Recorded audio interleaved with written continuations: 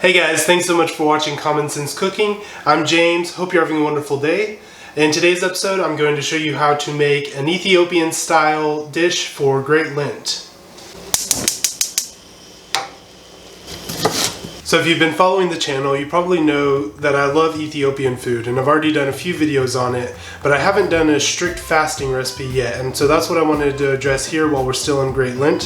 Hopefully, I've been doing some searching. It's really hard to find an authentic, traditional Ethiopian recipe that is fasting friendly, mostly because of the oil. You can find some vegan recipes, but I wanted to do one that you could do throughout the whole fasting season. And maybe one day I'll come across one. I'm gonna keep doing some research and I'll definitely share that with you. But for now, this is a Great Lent fasting recipe with an Ethiopian twist. So if you've seen some of the other videos, you know that we're going to start with an onion, tomato, and berbere base, and we're going to kind of make that into the sauce that's going to, everything else is going to go into, and is really going to give it the Ethiopian flair. But unlike those other recipes, we're going to omit the oil, which does make a huge difference, but I mean, we're fasting for a reason. We're not trying to have as rich of food anyway, but this will still kind of give you the feel for it. With that base, we're going to add some beans and some vegetables. I'm going to show you how those can just be interchanged depending on what you have on hand, what kind of vegetables or beans or peas that you like.